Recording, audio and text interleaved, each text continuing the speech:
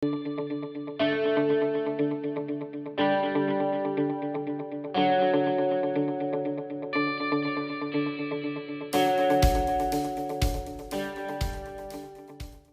saya ke teman-teman untuk memperkenalkan seperti apa sebenarnya Media Academy ini. Media Academy adalah bagian dari media group news yang ada di lokasi di lantai 8 di komplek perkantoran Gedung Metro TV. Dan Media Academy ini bergerak di bidang pelatihan, pengembangan SDM, dan juga sertifikasi tentunya untuk tenaga-tenaga di bidang broadcasting, ada jurnalistik, hospitality, dan juga sampai satu hal yang lumayan booming juga, food industry ini. Nah, untuk lebih detailnya seperti apa sih profil dari Media Academy berikut, ayo kita cek bersama company profile Media Academy. Check it out.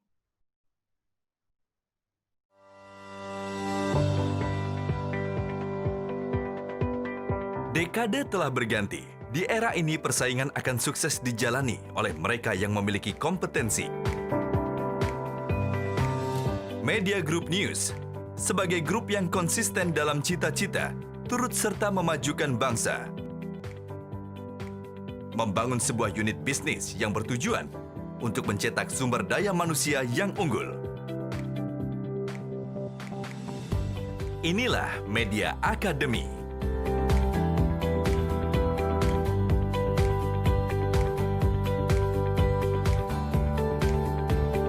Kami fokus kepada pelatihan dan sertifikasi profesi, mengusung visi misi untuk membentuk dan meningkatkan standar kompetensi sumber daya manusia di Indonesia.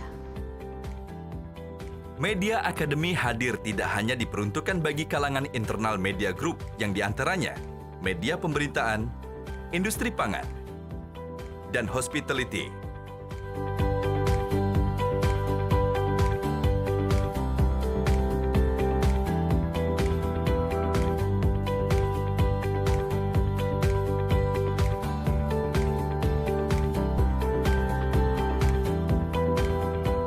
Media Academy juga memberikan jasa pelatihan dan sertifikasi profesi bagi kalangan eksternal, seperti pemerintahan, swasta, perguruan tinggi, dan dunia industri lainnya.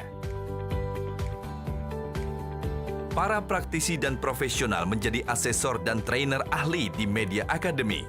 Mereka berlatar belakang dari Metro TV, Media Indonesia, Medcom.id, Indocater, Pangan Sari Utama, Papandayan Hotel, The Media Hotel, dan banyak perusahaan lainnya di lingkungan Media Group. Mari meraih masa depan gemilang bersama sumber daya manusia yang unggul dan bersertifikasi lewat Media Academy.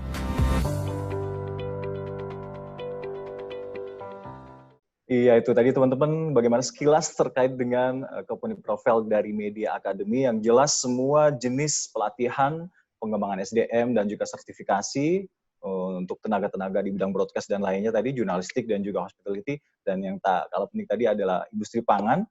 Semuanya seiring sejalan dengan tagline besar kami, semangat kami dari Media Group untuk selalu senantiasa knowledge to elevate, mengembangkan ilmu pengetahuan yang ada di tanah air ini demi kepentingan generasi bangsa tentunya. Nah, langsung saja kita langsung membahas seperti apa sih satu hal yang di masa pandemi ini di mana kita dituntut untuk bisa selalu mempertahankan imunitas tubuh, tapi di masa pandemi ini kita harus juga selalu senantiasa menjaga protokol kesehatan dengan ketat, dan e-sport industri ini salah satu yang ditunggu-tunggu juga di tanah air. Seperti kita tahu bahwa beberapa sport industri di luar negeri, NBA pun sudah bergulir kompetisinya, sepak bola sudah beberapa waktu lalu lebih dulu. Nah, untuk di Indonesia nanti seperti apa sih sport management di masa pandemi, langsung nanti akan diulas secara mendalam oleh narasumber kali ini, yakni Bung Junas Miradiarsah. Siapa yang nggak kenal beliau? Coba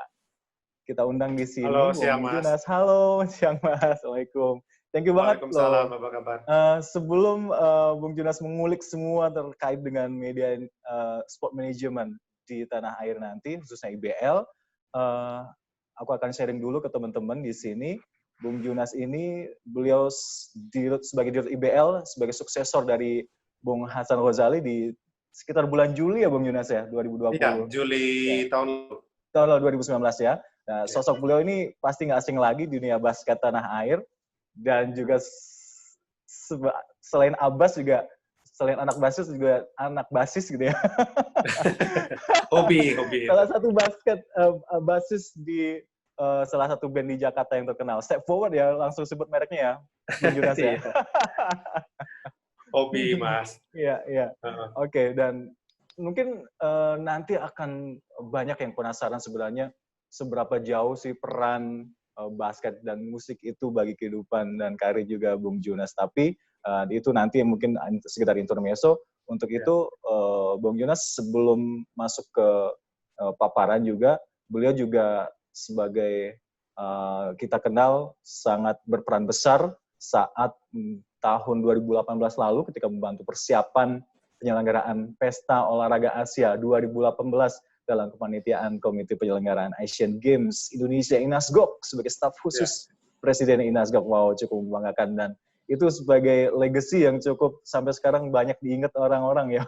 Alhamdulillah, Mas. Oke. Ya. Beliau juga aktif berorganisasi, berhumas pada susunan Badan Pengurus Pusat BPP Perhumas periode 2017 sampai saat ini ya, Bung Yunas ya? Masih. Di bidang komunikasi dan publikasi. Ya, untuk itu langsung saja saya kasih waktu. Persilahkan kepada Bung Yunas untuk pemaparannya di sport management di masa pandemi kali ini. Oke. Dan sebelumnya mungkin ada video yang akan diputar. Kami persilahkan.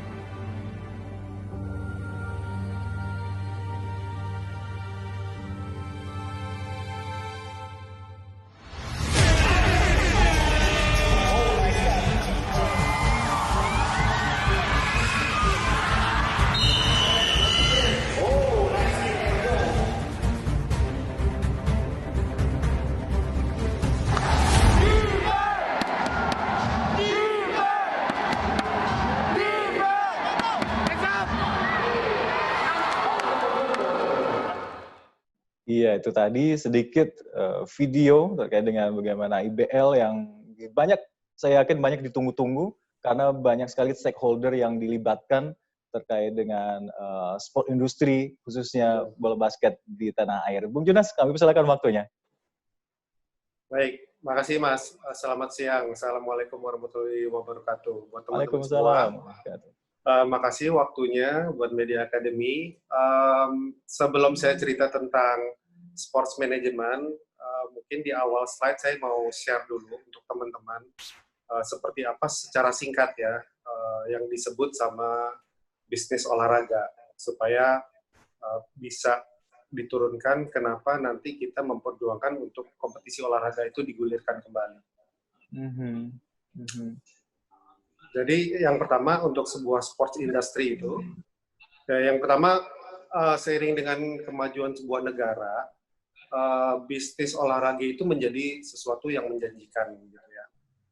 Artinya bisnis olahraga itu dengan generasi muda yang semakin tumbuh, bisa diklik next, ya. Ini menjadi suatu bisnis masa depan yang cukup menjanjikan karena olahraga menjadi salah satu sektor yang Seperti saya sebutkan tadi, di mana negara seiring maju, olahraga juga maju, disitulah bisa menjadi sebuah potensi bisnis yang sangat baik. Kemudian dengan berkembangnya bisnis sudah pasti adanya peluang job opportunity. Next, ya. Jadi job opportunity itu artinya yang tadi hanya sekedar hobi, kemudian berkembang menjadi kompetisi yang baik menjadi sebuah profesi, dan di situ bisa menjadi ada namanya profesi wasit, kemudian atlet sudah pasti, kemudian juga sektor-sektor pendukungnya, broadcast, produksi, statistik, dan sebagainya. Jadi dari sebuah olahraga itu bisa mengkreat peluang pekerjaan yang cukup luas. Kemudian yang berikutnya juga, perbedaannya bisnis olahraga dengan bisnis lainnya, misalnya seperti manufaktur. Olahraga itu berbasis komunitas, jadi selain dari sisi bisnisnya, olahraga itu juga bisa bermanfaat untuk mengembangkan komunitasnya. Waktu kita bicara basket, kalau misalnya kompetisinya baik, kemudian industri baik, sudah otomatis komunitasnya juga akan semakin berkembang. Nah, di antara tiga ini ada juga satu yang bisa saya share, bahwa di setiap negara, bahkan di negara maju itu sudah terbukti bahwa yang namanya sports industry itu menjadi suatu identitas negara. Kalau kita lihat NBA, itu pasti kita lihat Amerika. Kalau Premier League di Inggris, kemudian Serie A Italia, nah itu kan orang bisa menjadi fanatik karena olahraganya, karena dikelola dengan baik kompetisinya, kemudian masyarakat di dunia bisa look up kepada sebuah negara karena olahraga itu tadi. Jadi dari sebuah sport industry dikembangkan menjadi sedemikian luas, ujung-ujungnya bisa menjadi sebuah national branding. Dan kalau kita lihat perkembangan belakangan ini, makanya Indonesia juga menyelenggarakan Asian Games, kemudian jadi tuan rumah Piala Dunia untuk sepak bola U20, untuk bola basket juga untuk 2023, karena itu dari sebuah olahraga bisa menjadi national branding yang sangat baik. Nah, ini gambaran sekilas big picture-nya kenapa sports industry itu penting. Dan ini juga saya jelaskan apa yang menjadi bisnis di olahraga secara singkat aja ya, supaya nanti turunannya juga bisa dimengerti. Jadi dari pengelolaan kompetisi, kemudian event manajemennya. Jadi kadang-kadang orang ngelihat sebuah event olahraga itu pengelolaan eventnya aja, padahal banyak aspek, kompetisi, format, kemudian eventnya sendiri, operasionalnya, data dan research, karena sebuah kompetisi itu harus sustain, jadi data itu penting untuk di-manage.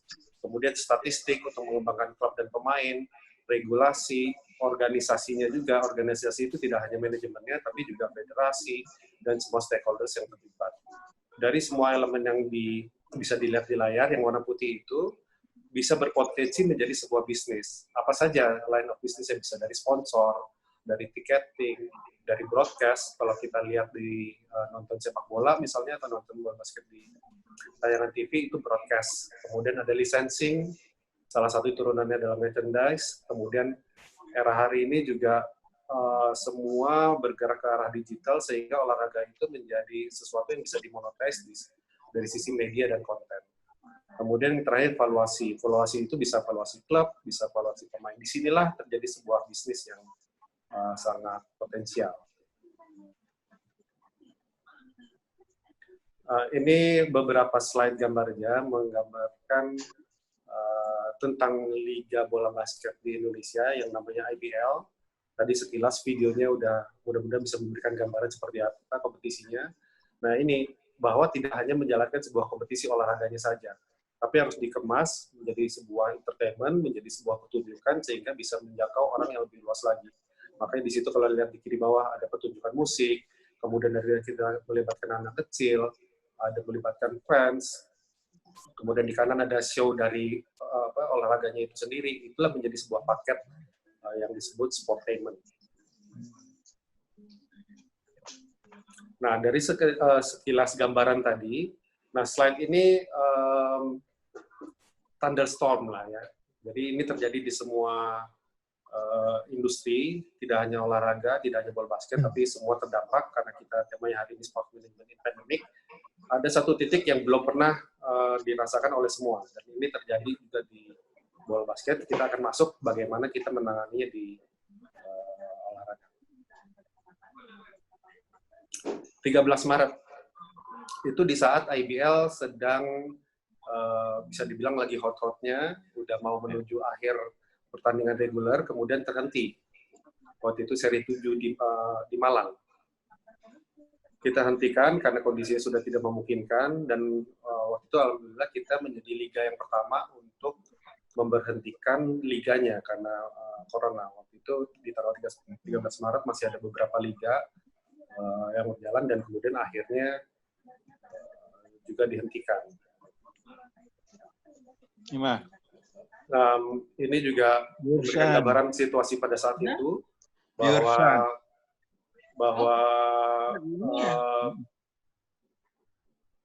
pemberitaan dari media massa juga positif dengan sikap yang kita ambil. Karena sebelum kita menghentikan itu juga kita berkoordinasi dengan pemerintah, dengan federasi, akhirnya kita putuskan untuk alasan kesehatan dan keamanan seluruh pihak yang terlibat, terutama atlet. Ini sekilas data aja bahwa secepat itu hanya dalam hitungan waktu dunia berubah. Kita bicara olahraga ya. Next, bisa di highlight. Ada data di sebelah kiri itu, kalau misalnya terlalu kecil, saya jelaskan bahwa di sebelah kiri itu apakah masyarakat, ini populasinya dunia ya, setuju untuk sebuah kompetisi olahraga itu dihentikan. 41% strongly agree. Jadi keputusan yang dibuat untuk setiap kompetisi olahraga menghentikan liganya itu keputusan yang tepat. Kemudian di sebelah kanan, setelah terjadi pandemi, apakah masyarakat yang tadinya ingin datang ke sebuah pertandingan, itu dia mau datang. Nah, inilah yang tadi makanya ada gambar thunderstorm itu, dengan situasi yang kita bangun, kompetisi yang sedang kita bangun, tiba-tiba dalam satu ketika bisa berubah haluannya. Ini gambaran datanya gitu ya. Next. Nah, 64 hari kemudian, setelah 13 Maret, ada liga pertama di dunia yang berjalan, itu Bundesliga di Jerman. Ya. Yang sebelah kiri itu fotonya hitam putih, tapi itu sebetulnya bukan foto jadul. Bukan foto beberapa tahun yang lalu. Foto jadul ya. Ini foto liga yang sama, di periode yang sama, kira-kira di bulan Januari Februari kalau nggak salah. Bisa dilihat di situ sebegitu penuh penontonnya.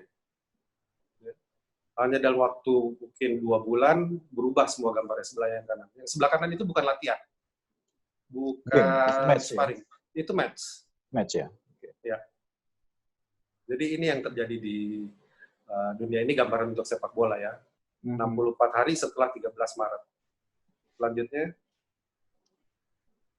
141 hari berikutnya. Di bulan Juli kemarin, tanggal 30, NBA, kompetisi basket Amerika, sudah memulai kompetisinya. Yang sebelah kiri itu juga belum lama sebetulnya, itu bulan Februari kalau nggak salah fotonya, di Boston, penuh.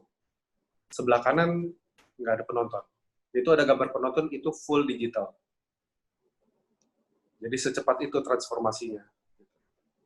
Dan kalau itu contoh di Indonesia, di luar negeri, bagaimana dengan di Indonesia? Itu pertanyaannya.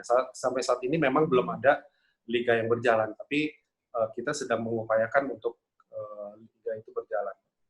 Next.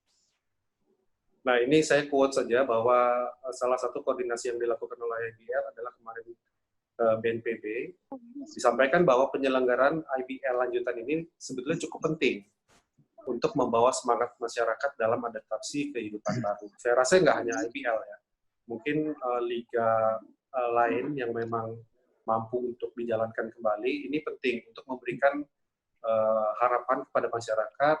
Nah, itu tadi quotes-nya, kemudian sekarang kita masuk ke prosesnya, karena saya diminta untuk sharing seperti apa yang dilakukan oleh IBL di masa pandemi ini. Kita restart. Jadi, secara mindset, secara operasional, dan yang kita perjuangkan adalah kalau secara kompetisi memang melanjutkan, tapi prosesnya itu kita ngulang lagi dari awal. Oke. Yang kita bicarakan ulang dari awal adalah games formatnya. Itu kita pikirin lagi dari nol. Karena situasinya berubah. Contoh, kita seharusnya kan setiap klub itu diperkuat oleh 3 pemain asing. Ya.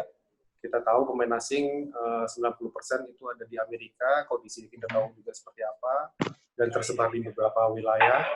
Pasti ada tantangan sendiri waktu mengembalikan mereka, protokolnya juga pasti berbeda. Iya. Sehingga kita harus berpikir ulang soal games formatnya. Apa yang terbaik untuk liganya nanti dijalankan kembali. Itu pertama, dan itu tidak mudah untuk membuat sebuah format yang sudah berjalan di tengah-tengah, kemudian harus kita rubah. Perbedaannya karena IBL itu liganya sudah jalan sekitar 65%, jadi sudah tinggal meneruskan 45%, 35%. Untuk season ini ya? Untuk sesi ini ya? Oke. 35% sisanya. Kemudian yang kedua, sama seperti olahraga lainnya, bahwa setiap atlet, setiap klub itu, setiap liga pasti punya standar kesehatan, punya standar keselamatannya. Tapi kali ini jauh berbeda. Di satu sisi kita memang terhenti, tapi ini kita dipaksa untuk belajar sesuatu yang belum pernah kita pelajarin. Protokol kesehatan, protokol sosialisasi, gitu ya. Karena olahraga bola basket itu kan olahraga dengan body contact yang sangat tinggi. Iya. Sama seperti sepak bola. Jadi itu harus sangat detail sekali kita menyusun protokolnya, baik di dalam lapangan maupun di luar lapangan. Nanti saya akan kasih gambaran beberapa protokol yang sudah kita buat ya, supaya teman-teman di sini bisa lihat juga kalau misalnya ada di sini yang bermain basket, ya kita harus hati-hati apa yang harus dilakukan, disiplinnya seperti apa. Nanti saya kasih gambaran. Kemudian event manajemennya juga itu kita harus restart. Yang biasanya kita bikin event itu udah pasti ada activity di luar untuk sponsor, kemudian alur penonton gitu ya. Ada activation kan biasanya kalau olahraga atau event itu ada activation ya di tengah-tengah kegiatannya ya. Itu harus total kita pikirkan dari ulang. Karena liga yang akan dilanjutkan nanti ini semuanya tanpa penonton. Wow. Berarti kan harus ada peralihan-peralihan ya, aktivasi di tengah lapangan dialihkan seperti apa, kemudian booth sponsor yang di luar itu seperti apa. Yang tadinya kita secara mudah tatap muka dengan penonton, kemudian melakukan interaksi, nah ini kan tidak ada. Tapi tetap ada nanti dalam bentuk virtual atau digital. Nah itu kan harus dipikirkan bagaimana supaya excitement-nya tidak berkurang jauh dengan biasanya. Jadi event manajemennya, event operasionalnya pun harus diganti. Alur keluar masuk dan sebagainya. Nah, yang keempat itu marketing inventories. Itu terkait dengan event management yang tadi saya sampaikan. Bahwa event ini kan karena orientasinya bisnis, maka harus ada pihak-pihak yang kita kontraprestasi lah, timbal balik istilahnya. Dan dengan situasi yang berubah, artinya marketing inventories pun harus dirubah. Kalau tadi misalnya di gambar sempat lihat ada gambar-gambar logo di pinggir lapangan, nah itu tetap ada, tapi bagaimana supaya lebih meningkat lagi orang yang melihat, karena kan tidak ada penonton. Kemudian aktivasi di lapangan, itu kita mesti pindahkan ke digital. Marketing inventories-nya juga harus dirombak. Gitu. Nah, ini 4 poin besar, 4 hal yang secara strategi harus kita restart. Gitu. Dan turunannya sangat detail sekali, dan sangat banyak sekali aspek-aspek yang harus disiapkan. Yep. Nah, next ini restart proses. Jadi kalau lihat di situ ada gambar logo IBL, kemudian ada beberapa tulisan yang warnanya putih, berbasi, klub, atlet, sponsor, fans, media, government, itu kira-kira stakeholders utama yang harus kita perhatikan. Jadi bukan sekedar kita menjalankan, kemudian kita hanya memikirkan penonton, enggak. Tapi banyak media dan lain-lain seperti yang digambar. Dan semua adjustment itu harus kita sesuaikan. Contoh kecil, misalnya waktu kita bicara media, nanti peliputannya seperti apa, gitu. Iya. Ya, screeningnya seperti apa, teknik interviewnya seperti apa, teknik mendapatkan source beritanya bagaimana. Nah itu yang tadi saya bilang prosesnya restart, dipikirkan lagi dari nol. Kalau biasanya event itu kita upgrade, ini kita mesti lagi dari nol, karena situasinya benar-benar berubah. Fans juga begitu. Yang biasanya mereka datang, beli tiket, ini nggak bisa, nah ini bagaimana mereka bisa menikmati itu tetap selayaknya di virtual. Sponsor, yang seperti tadi juga saya sampaikan, mengenai marketing inventories, kreatifnya, exposure-nya gitu ya. Kemudian klub atlet itu juga salah satu yang utama karena mereka pelakunya. Pedoman yang kita buat bagaimana membuat mereka makin disiplin tapi tidak over paranoid gitu ya. Mereka harus bisa menjalankannya dengan se-enjoy mungkin, tapi disiplinnya tinggi. Nah, itu kan harus balance tuh. Karena kalau enjoy nanti bisa kelepasan, tapi kalau terlalu ketat orang juga seperti di penjara gitu ya. Nah, itu kan kita harus manage. Perbasi ya sudah pasti sebagai federasi kita ya, karena kita satu seperti bapak anak gitu. Nah, yang sebelah kiri atas itu ada government, sudah pasti sebagai liga profesional satu-satunya harus berkoordinasi erat dengan government. Nah, ada pecahan mappingnya di sebelah kiri, karena sekarang situasinya kan nasional ya, isu nasional, sehingga sangat penting untuk berkoordinasi dengan pemerintah. Ini juga lagi-lagi proses restart. Kita harus menjelaskan ulang kenapa ini harus dilanjutkan, apa pentingnya. Ya. Bukan sekedar untuk menjalankan bisnisnya kan, tapi kita harus lihat dari aspek pemain, wasit yang terlibat, profesi atlet, profesi wasit, produksi dan lain-lain gitu. Kemudian sebagai sebuah industri juga kalau ini terus hiatus atau vakum menunggu tahun depan, seperti yang pernah kita diskusi juga di BNPB bahwa menunggu tahun depan pun situasinya mungkin membaik, tapi ini harus tetap dilakukan. Artinya, soon or later, sebuah protokol olahraga atau adaptasi terhadap kegiatan olahraga itu harus dilakukan. Mau cepat atau lambat itu harus dilakukan. Sama seperti kita di kehidupan sehari-hari kan. Beradaptasi itu nggak bisa nunggu besok atau minggu depan. Memang harus dilakukan dari sekarang. Begitu juga hal yang sama di industri olahraga. Dan dilihat di situ cabangnya cukup banyak. Kita perlu berkoordinasi dengan Kementerian Pemuda Olahraga, kemudian Kementerian Kesehatan, protokolnya kita harus sesuaikan gitu ya. Kemudian Satgas juga kita berkoordinasi, BNPB juga, kemudian BNPB ada daerah, ada pusat, itu semuanya kita harus koordinasi karena klub peserta IBL itu kan tersebar di beberapa kota. Jadi kita harus juga membuka komunikasi, memberikan pemaparan mengapa ini penting untuk dijalankan kembali. Kemudian pemerintah daerah tentunya yang punya kewenangan untuk perizinan sebuah kegiatan di wilayah, itu juga harus dilakukan yang sama, turunannya ke Dinas Olahraga dan juga ke Dinas Kesehatan. Nah, ini 3 bulan terakhir yang kita sangat konsentrasi kerja keras di tim IBL untuk meminta masukan gitu ya. Jadi dengan harapan dari kita liga ini dapat dijalankan, pedoman yang kita buat, nah kita perlu masukan karena kan lagi-lagi ini proses restart, kita nggak bisa berpegang juga bahwa oke, ini kita jalankan semua dengan semauannya IBL, nggak bisa, kita harus terbuka dengan semua masukan.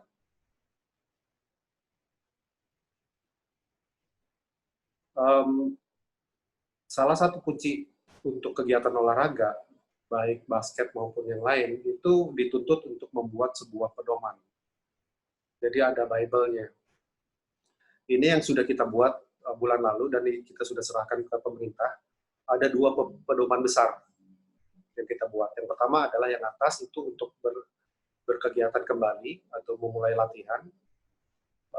Di situ kita sangat detail proses mulai menuju tempat latihan, kemudian bagaimana persiapan latihan, perlengkapan latihan, artinya itu harus disemprot, kemudian dia harus dicek suhunya dan sebagainya. Fase latihan juga diatur, di mana kalau basket itu memang body kontaknya tinggi, tapi kita sudah mengatur bahwa fase latihan itu dibagi menjadi 4. Ada fase latihan pertama yaitu individu, kemudian yang kedua adalah kelompok kecil, 3-4 orang, kemudian yang ketiga adalah kelompok besar, tapi belum scrimmage. Scrimmage itu lawan tanding gitu ya. Di fase keempat baru lawan tanding. Jadi fase latihannya pun sudah diatur.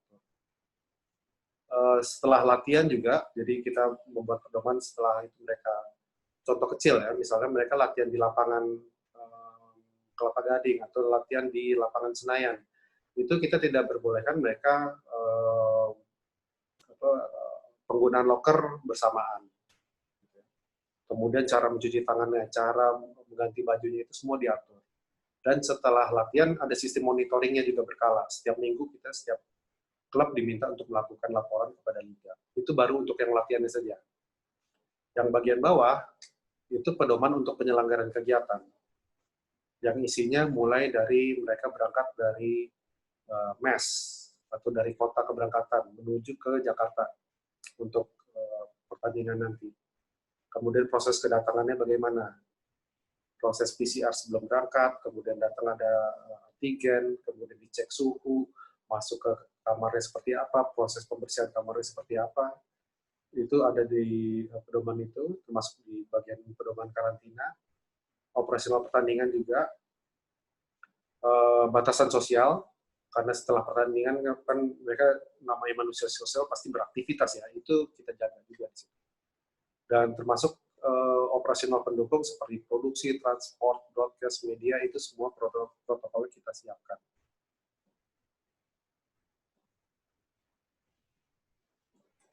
Nah, ini sebagai gambaran aja, memang agak teknis, tapi ini untuk memberikan gambaran, waktu kita susun protokol itu ada namanya zonasi, kita bagi 3 zona. Zona 1 itu pertandingan, yang lingkupnya adalah atlet, wasit, statistik, dan table official. Itu yang sangat krusial dari 3 zona yang ada. Itu sangat ketat di zona 1.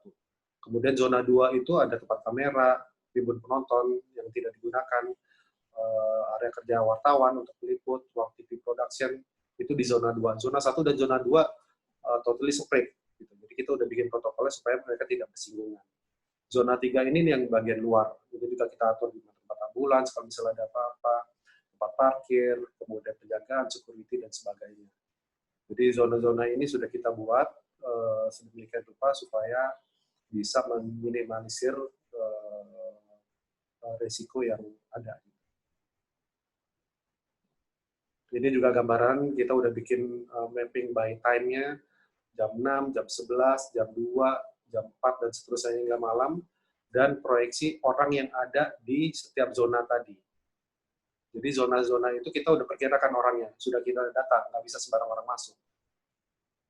Dan kita bisa lihat di sini peningkatan jumlah orang itu, jadi bisa dibayangkan ya, tadi kalau misalnya ada gambar pertandingan olahraga yang sepak bola atau bola basket yang bisa ribuan orang, puluhan ribu orang, ini kita di zona 1, zona 2, zona 3, yang jumlah tertinggi adalah di zona 1. Dan itu paling tinggi di situ keterlibatan orang adalah hanya 60 orang.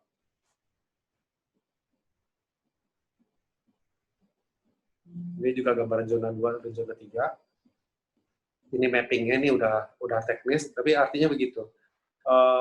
Sebuah restart proses dan kita rebuilding baru untuk event management.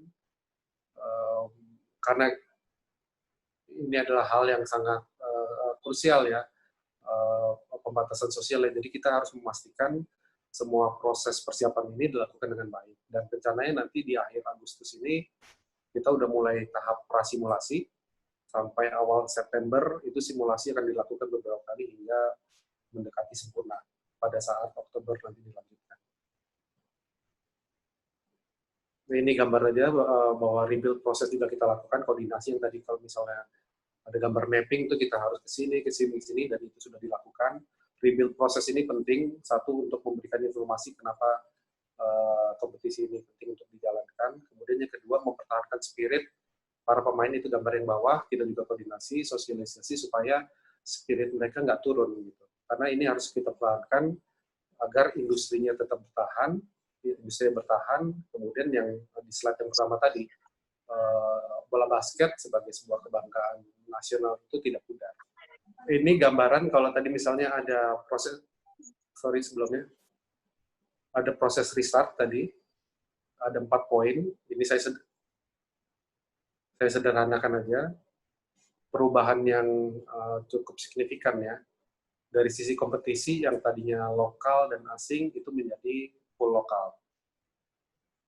Kemudian yang kedua, audiens yang tadinya ada on-court, kemudian broadcast, nonton TV, ada OTT, digital, Kemudian yang kedua, total hanya ada di digital platform. Jadi bagaimana memaksimalkan digital platform. Yang ketiga, standar game dan safety protocol. Itu udah pasti ada di setiap penyelenggaraan olahraga. Tapi next, high standard, artinya lebih ditingkatkan, health dan social protocol. Nah, social protocol itu belum pernah diatur. Nah, ini yang akan kita lakukan. Gitu ya. Karena memang sebelumnya kan tidak ada tuh sosial protokol di kegiatan olahraga untuk pembatasan keluar masuk kecuali zona-zona tertentu ya, tapi secara umum belum ada namanya sebuah dokumen sosial protokol. Yang keempat juga tadi udah dibahas mengenai branding visibility dan activation on court. Kedepannya kita harus berkreativitas, harus berpikir keras bagaimana komersialisasi itu tetap bisa maksimal, tujuan sponsor itu tetap deliver melalui cara yang berbeda, yaitu digital platform. Nah, inilah 4 perubahan besar yang akan terjadi di saat kompetisi IBL nanti mulai. Mungkin juga beberapa hal akan sama dilakukan oleh cabang olahraga lain. Hanya penyesuaiannya aja yang berbeda ya, karena jenis olahraga yang berbeda, medannya beda, jadi secara teknis dan operasionalnya aja yang mungkin di setiap kompetisi olahraga akan berbeda.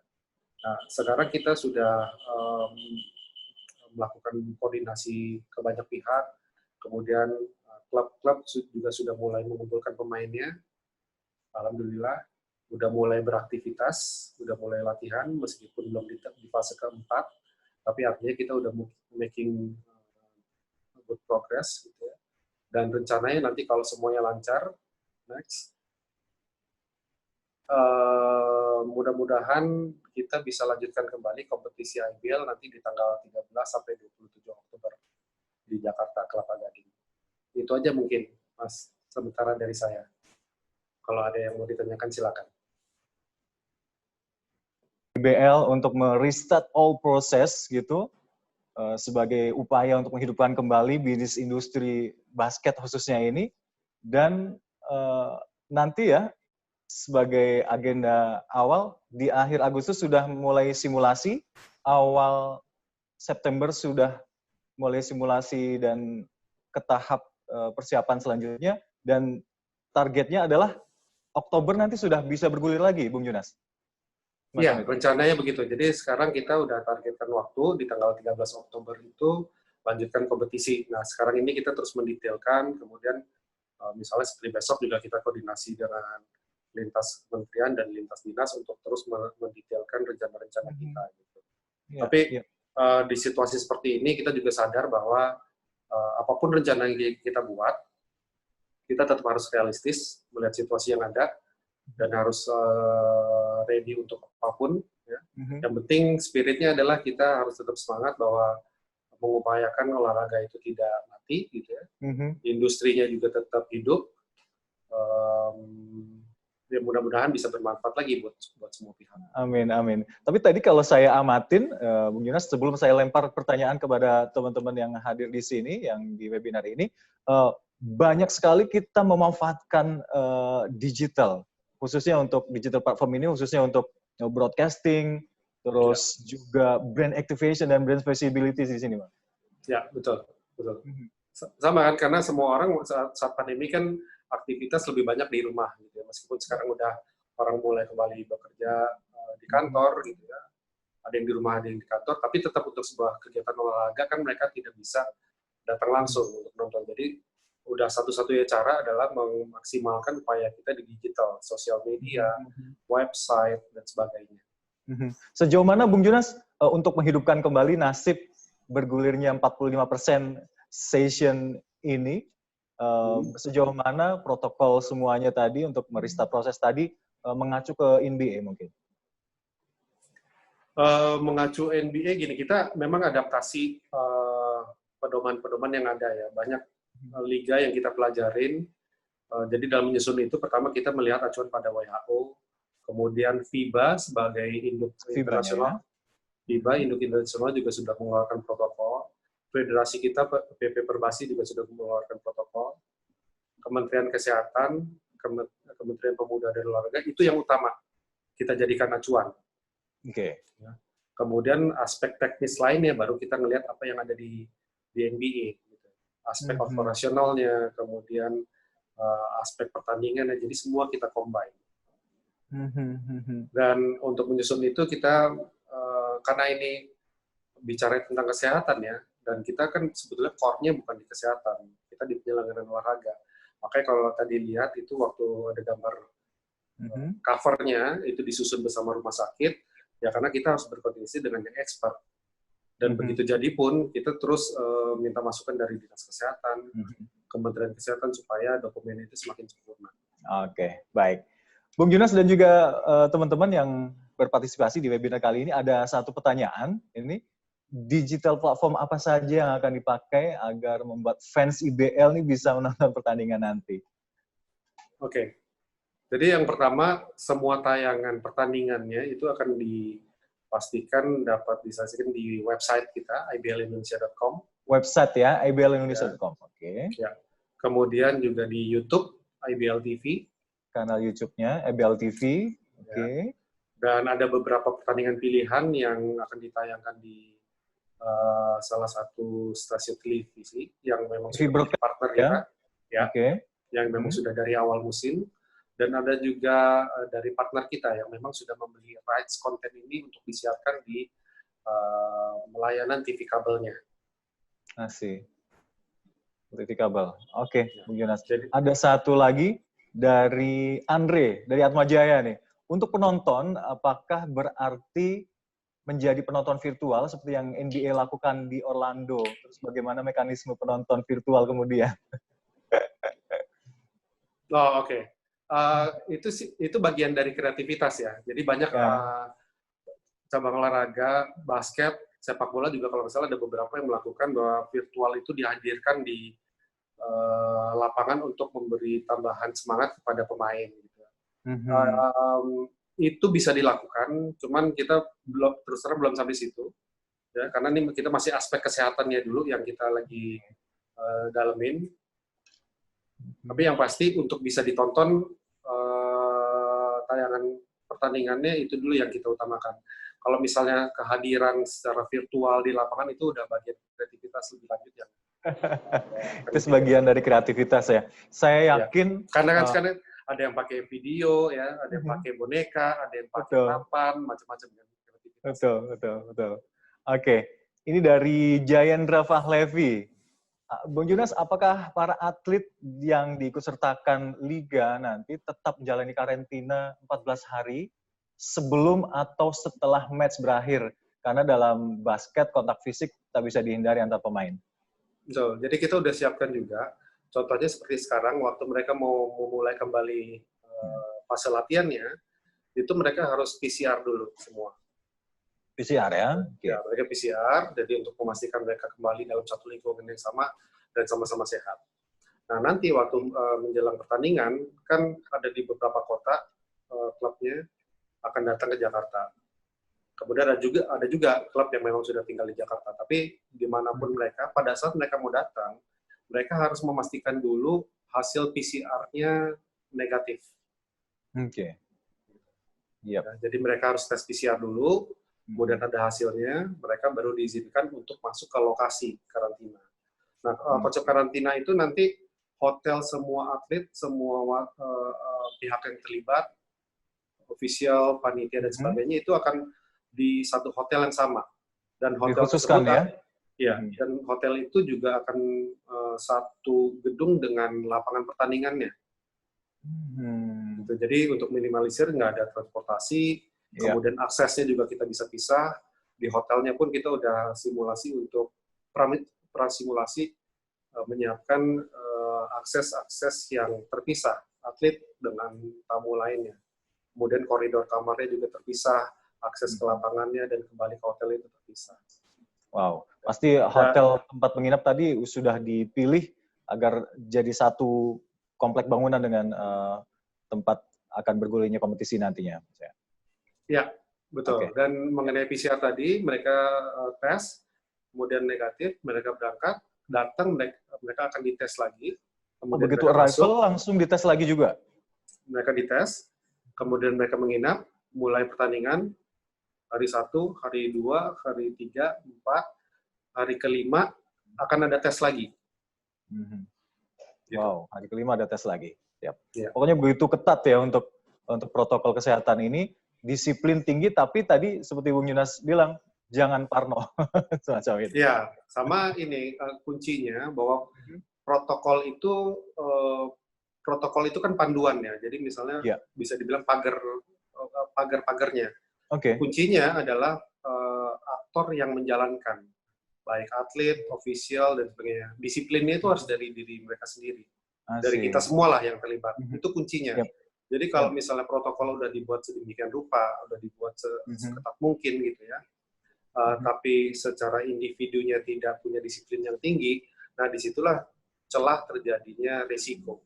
Nah makanya tadi ada gambar juga yang kita melakukan sosialisasi itu yang ada gambar Zoom tadi, itu proses kita untuk mengedukasi mereka bahwa protokol ini sudah kita buat, kemudian kalau misalnya ada masukan, ada pertanyaan bisa disampaikan, tapi kuncinya itu aktor yang menjalankan itu yang dari diri sendiri tadi ya, dikembalikan ke Bung Yunas ya.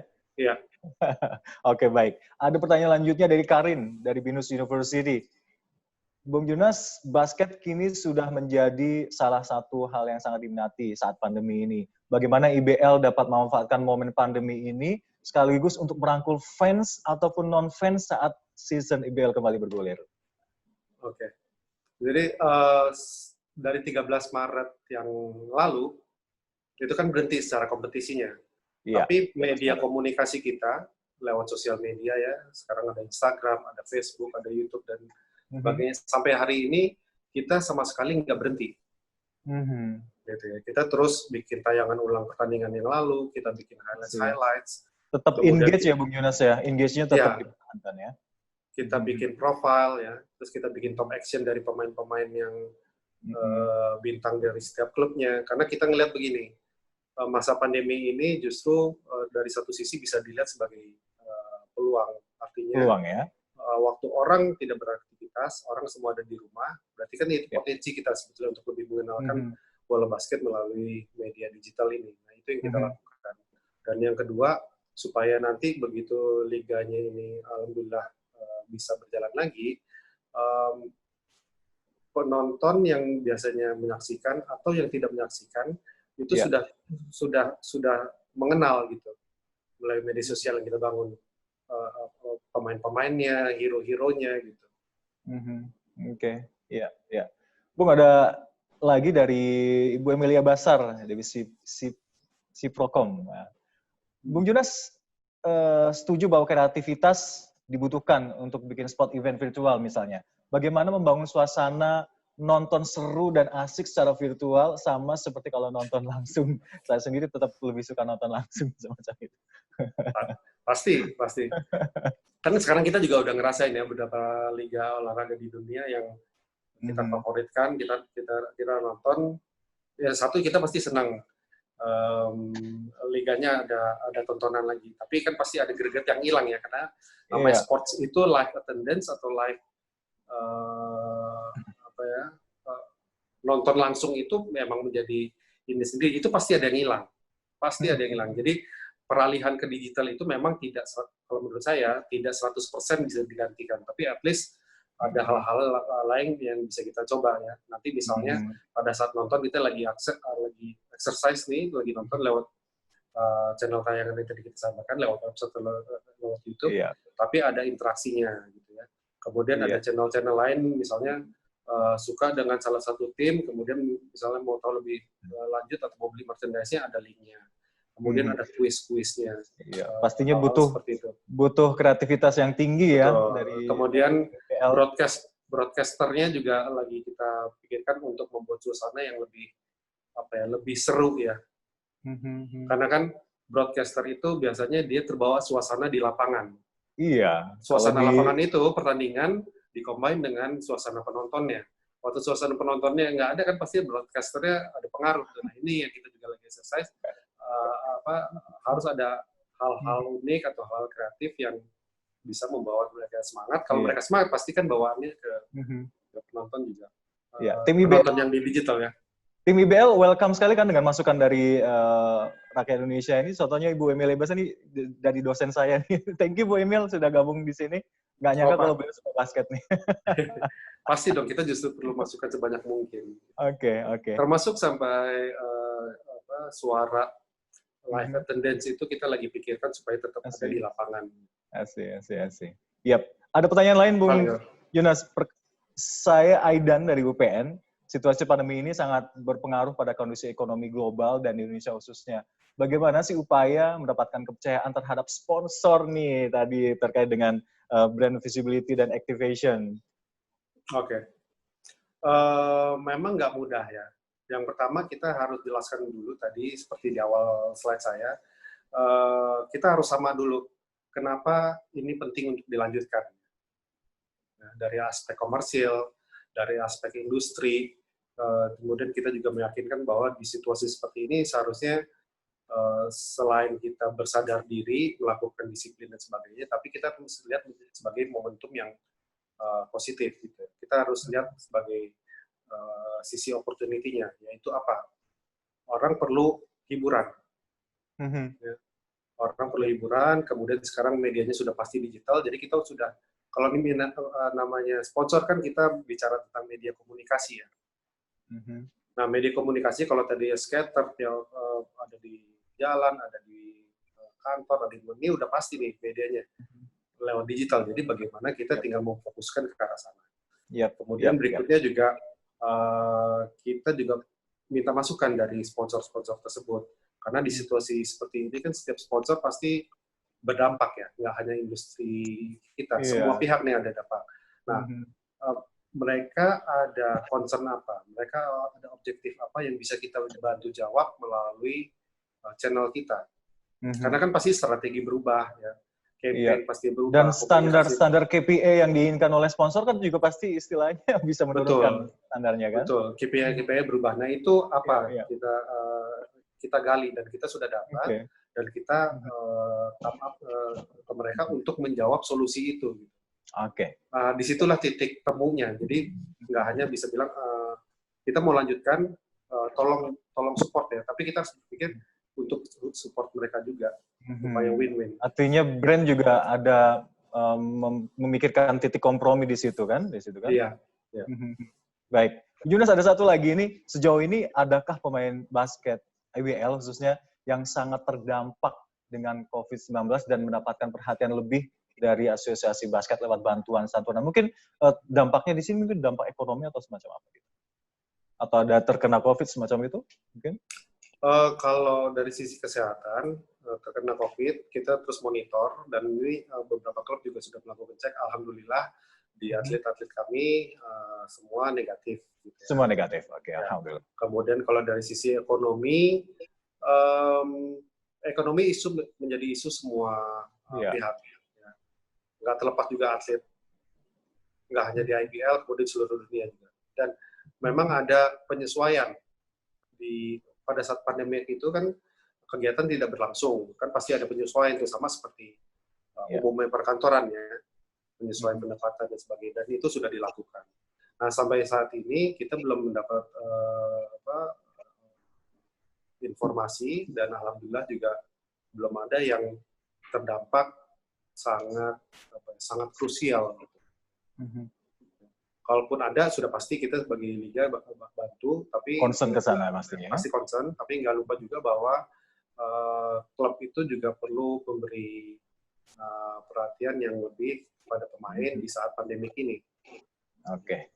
Ya, Bung, sekali lagi Bung, di era pandemi ini pasti akan memanfaatkan digital platform yang ada dari IBL. Bisa disaksikan di mana aja tadi sekali lagi, Bung? Yang pertama di website iblindonesia.com. iblindonesia.com, oke. Kemudian di YouTube channel kita IBL TV. IBL TV. Kemudian ada salah satu TV nasional yang juga akan menyiarkan. Sudah ditentukan, Bang? Sudah di TVRI nanti. TVRI ya. Dan itu memang sudah TV partner kita dari awal musim ya. Asih. Untuk beberapa pertandingan di TVRI. Kemudian seluruh pertandingan juga bisa disaksikan bagi yang punya IndiHome atau yang belum punya paket IndiHome, semua pertandingan bisa disaksikan di situ. Oke, yep. Thank you banget Bung Junas telah berbagi bersama kami dan juga yang pasti hadir di sini mewakili dari ribuan bahkan jutaan dari pecinta bola basket di tanah air. Sebelum kita tutup, boleh kita untuk foto bersama dulu nih untuk bisa meninggalkan legacy di era pandemi ini. Kita tetap concern terkait dengan industri bola basket yang ada di tanah air. Oke. Boleh, ayo. Gimana? Dari host? Ya, tapi sambil menunggu, mungkin boleh saya kasih garis besarnya di sini, Bung, bahwa tadi sangat menarik. Yang saya catat di sini adalah sport entertainment, bahwa ini sport industri di satu negara bisa menjadi satu identitas satu negara juga, di mana identitas sport industri itu baik, identitas negara itu juga akan baik. Let's say Serie A dengan Italianya, NBA dengan USA-nya, ya kan? Premier League dengan Inggrisnya. Nah, Indonesia diharapkan dengan IBL-nya atau apapun nanti akan bisa muncul sebagai sarana branding yang baik sekali. Amin. Untuk tanah air tercinta Indonesia. Thank you sekali lagi, Bung Junas, telah bergabung bersama kami. Jangan bosan. Thank you, kita ada Media Academy. Perbincangan lagi yang juga buat semuanya. Menarik. Mudah-mudahan bermanfaat. Ya, kepada teman-teman yang sudah bergabung di sini juga, jangan lupa untuk follow Instagram dan Twitter @media_academy_id. Juga di Facebook kami, Media Academy, dan YouTube channel kami di Media Academy ID. Dan sesi webinar kali ini terkait dengan sports management di masa pandemi bisa disaksikan kembali via YouTube channel. Dan kembali lagi, coba untuk berfoto bersama atau seperti apa dari host di sini. Bung Junas, mohon waktu sebentar. Oke. Ya. Udah oke ya? 1, 2, 3.